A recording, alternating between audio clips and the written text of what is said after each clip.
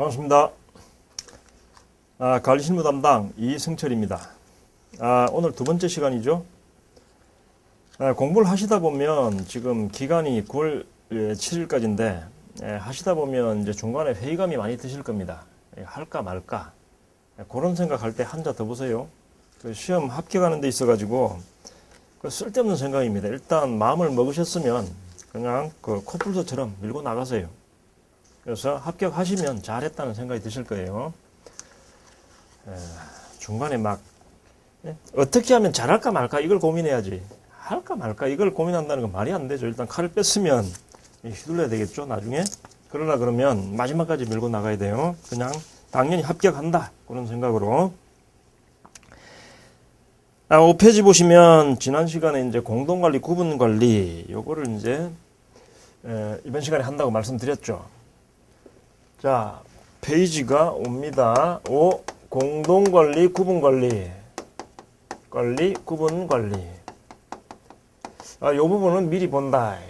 우리가 나중에 이제 관리 방법을 배울 겁니다. 관리 방법. 거기에서는 분양주택의 경우에 관리 방식이 주체가 누구냐 그거에 따라 가지고 자치관리, 위탁관리, 사업주체관리 혹은 뭐 임대주택 같은 경우 임대사업자관리, 자체관리라고 합니다.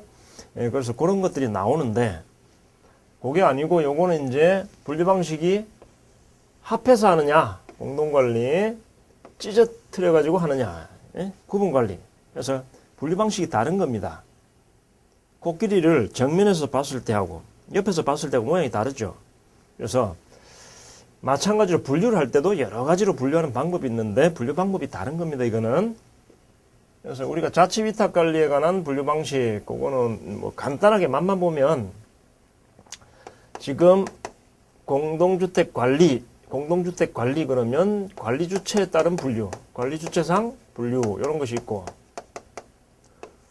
그 다음에 통합정도에 따른 분류, 통합정도, 통합구분 정도에 따른 분류, 정도상 분류 이렇게 이제 볼 수 있는 것이죠. 분류 방식이 다르다.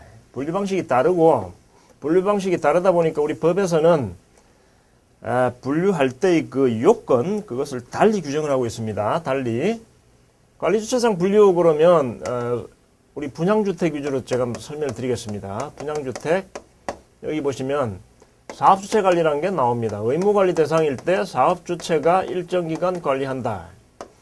그 다음에 그 관리가 임시적으로 과도기적으로 끝나면 자치관리 혹은 위탁관리 선택을 해야 됩니다. 그래서 자치관리, 위탁관리 해서 우리 주택법에서는 요 세 가지가 명문으로 규정이 있습니다. 규정이 있다.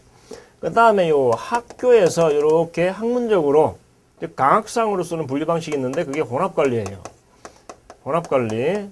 이것은 법 규정에 있는 것은 아닙니다. 이거는 명문으로는 되어 있지 않아요. 즉 강학상 학교에서만 쓰는 겁니다. 이론적으로. 요거는 법정돼 있다. 법정. 명문으로 법정화되어 있다. 요게 이제 그 분양주택이고, 임대주택은 임대사업자 관리, 위탁 관리 둘 중에 이제 선택해서 하면 되는 겁니다. 일정 규모 이상일 때. 그래서 요거에 그 관리를 선택할 때의 방법, 입주자 등 그 동의를 얻어야 되는데 얼마나 얻어야 되느냐. 이제 이런 것이 나오는데 이 방법과 지금 통합 구분 정도상 분류 요게 이제 공동관리와 구분관리입니다. 묶어서 통합해서 하느냐, 공동관리. 구분해서 하느냐, 구분관리. 이렇게 되어 있습니다. 그래서 요거는 방식이 약간 다릅니다. 동의요건도 다르고 방식이 틀려요. 분류 방식이 틀리기 때문에. 자, 그러면 5페이지를 보시면 그 표가 있는데 관리 방법에 제한이 이렇게 되어 있죠. 거기에 1항 입대 이렇게 되어 있고 2항에 입주자 등 10분의 1 이상 제한 이렇게 되어 있죠. 거기에 이제 2항을 삭제하세요. 2항을 삭제하세요. 2항이 있으면 틀립니다. 자, 그러면 우리가 이제 공동관리를 한번 보도록 하죠. 공동관리. 묶어서 관리한다. 묶어서. 그래서 보시면 일단 제한권자는 입주자 대표회의 이렇게 돼 있죠. 입주자 대표회의. 입주자 대표회의가 공동관리 또는 구분관리를 하게 할 수 있다. 법에는 그렇게 규정되어 있습니다. 하게 할 수 있다. 하게 할 수 있다. 하게 하려 그러면 자기 마음대로 하면 안 되겠죠. 왜? 공동 관리하느냐, 구분 관리하느냐에 따라 가지고 관리비가 달라지거든. 관리비 누가 냅니까? 거기 사는 입주자 등이 관리비를 내게 되죠. 이 사람은 결정만 입으로 하는 것이고 돈은 이 사람이 부담을 하니까 입주자 등이 당연히 입주자 등의 의견을 물어봐야 될 것이다. 이 사람은 물주 아닙니까?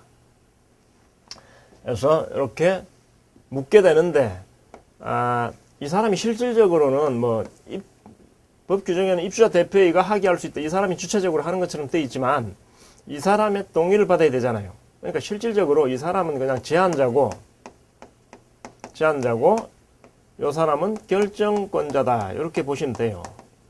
이런 말은 없지만 그런 뜻이에요.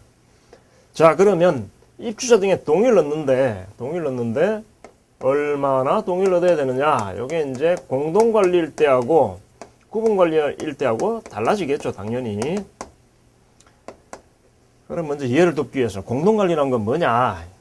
아파트가 여기 있습니다. A 아파트가 있어요. A 아파트.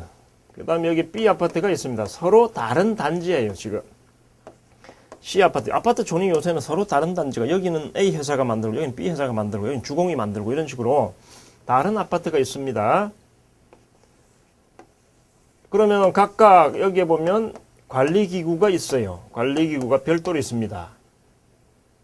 그러면 이제 관리사무소가 3개 있다는 소리죠? 각각 관리비를 내야 될 거예요. 이 사무소에 대해서. 근데 요게 세대수가 이제 크면 모르는데 한 150세대의 승강기가 있다. 의무관리 대상이죠. 150세대의 승강기가 있고, 중앙난방이다. 150세대의 지역난방이다. 그럼 세대수가 작잖아요. 150세대는 별로 큰 세대가 아니거든요. 적어도 300세대 이상. 좀 그래야 되지. 이렇게 작은 세대의 의무관리 대상으로 되어버리니까, 일단 소장을 뽑아야 돼요. 시험에 합격한 그 산하보를 소장으로 뽑아야 되는데, 요거 묶어서 해보자. 이런 뜻이지. 요거 묶어서 해보자. 왜? 관리비를 아껴보자. 즉, 3개를 묶어서 하나의 단지처럼 봐가지고 관리 부분에 있어서만 이렇게 사무소를 하나 두는 거예요. 3개 요거 없애고 하나를 가지고 한 사무소가 3개를 관리한다. 그러면 뭐가? 요것이 남겠죠. 조금 남겠죠. 3개 이렇게 따로 하는 것보다. 그래서 이렇게 공동관리를 하는 것입니다. 그 다음에 구분관리라는 것은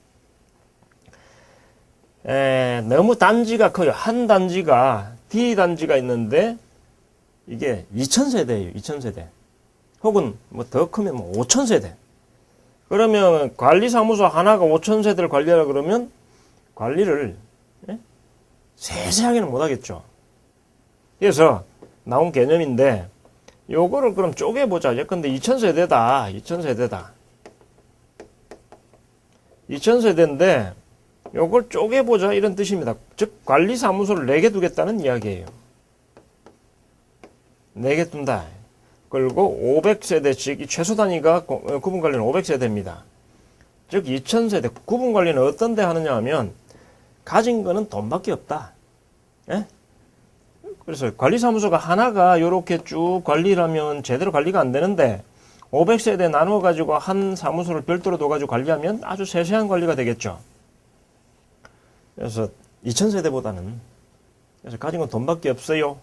쓰고 싶어 안달이 났어요. 그래서 요거 관리사무소 따로 둬가지고 관리를 좀 제대로 한번 받아보자 이런 뜻입니다. 입장이 반대죠.